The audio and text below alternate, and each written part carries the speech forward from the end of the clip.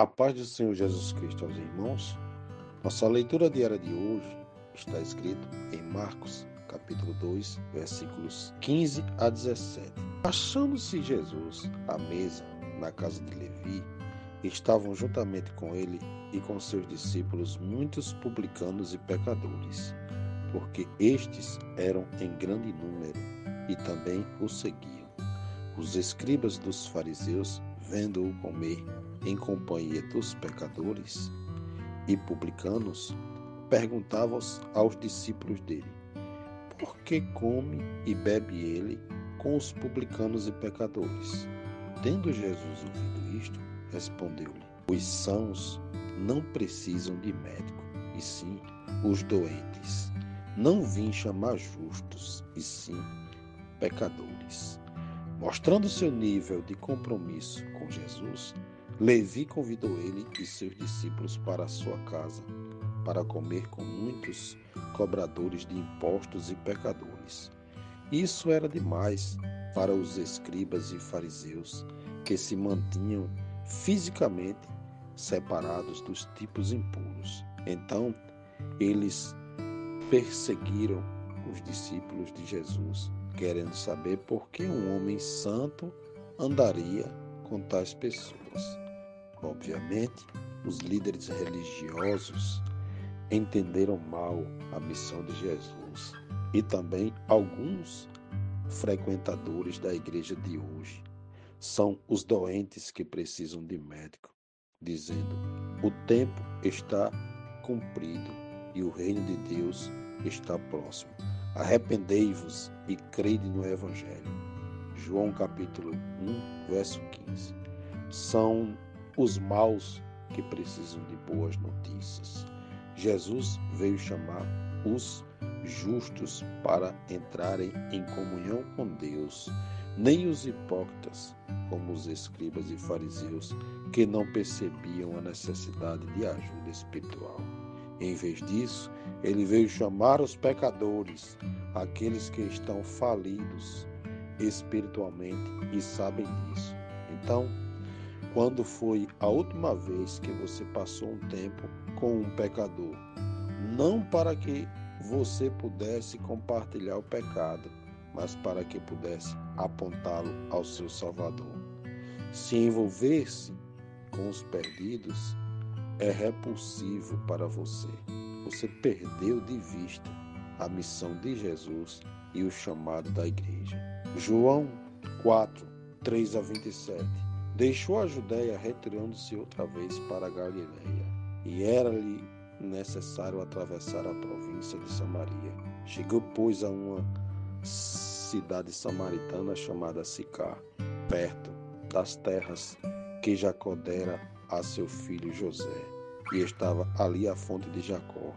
Cansado da viagem, assentara-se Jesus junto à fonte, por volta da hora sexta. Nisto veio uma mulher samaritana tirar água. Disse-lhe Jesus: dá-me de beber. Era-lhe necessário passar. Pode indicar que o itinerário de Jesus estava fixado pelo plano soberano de Deus. João 9, verso 4, João 10, verso 16, João 20, verso 9. Por Samaria era a rota mais direta da Judéia para a Galileia. No entanto, judeus rigorosos, querendo evitar a impureza, contornavam Samaria, fazendo uma rota mais longa. Isso envolvia cruzar o Rio Jordão e viajar em frente de Samaria, na margem oriental do rio. Sicar ficava localizada a leste dos montes Girizim e Ebal. A referência às terras que Jacó deu a seu filho José reflete a habitual inferência a partir de Gênesis 48, 21 e 22 e Josué 24, 32, de que Jacó deu ao seu filho José a terra em Siquém, a qual comprara dos filhos de Amor, Gênesis 33, 18 e 19, e que mais tarde serviram de local para o sepultamento de José. Êxodo 13:13 e Josué 24:32.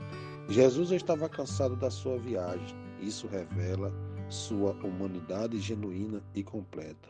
Jesus e seus discípulos comumente levavam pouco ou quase nada para comer em suas viagens. Em vez disso, eles levavam dinheiro para comprar mantimentos ao longo do caminho. João 13:29. Comprar comida era uma atribuição comum dada a discípulos.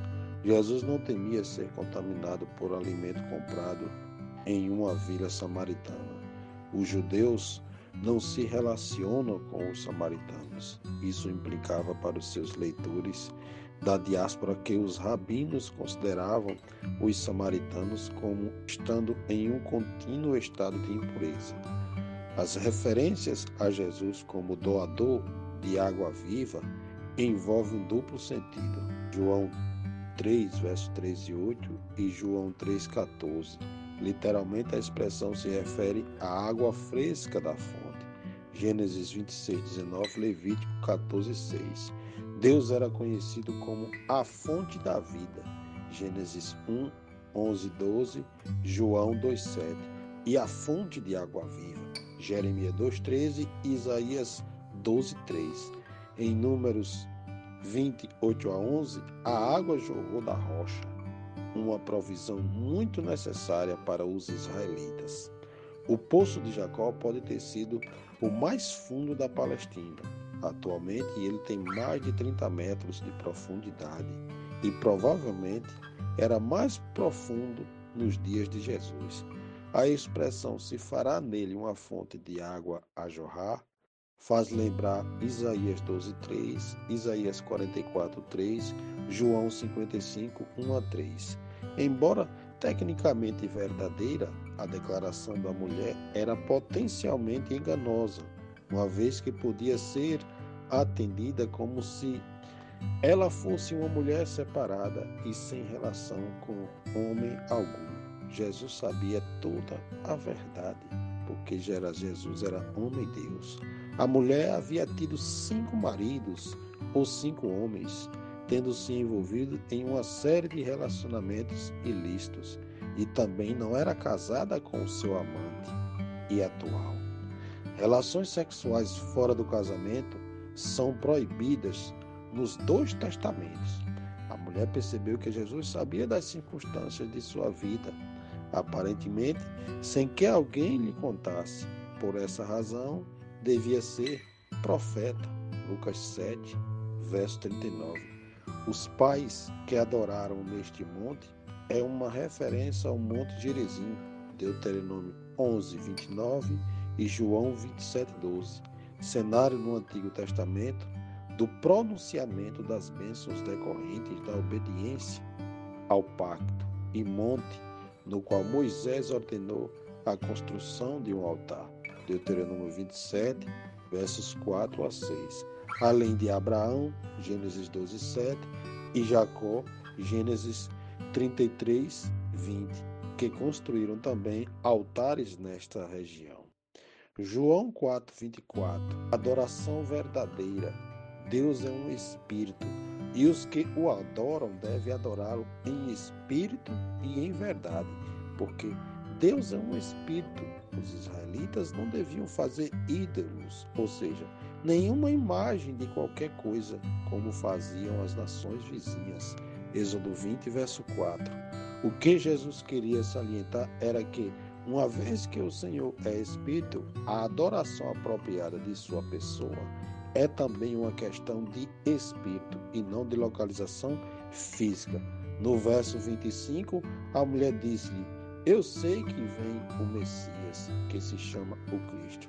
Quando ele vier, nos anunciará todas as coisas."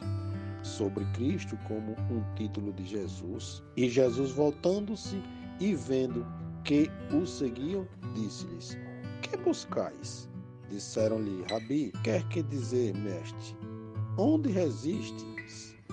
João 1:38. Verso 26.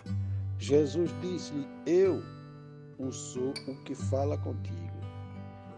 Versículo 27. E nisto vieram os seus discípulos e maravilharam-se de que ele estivesse falando com a mulher. Todavia, nenhum homem lhe disse: o que tu procuras? Ou por que tu falas com ela?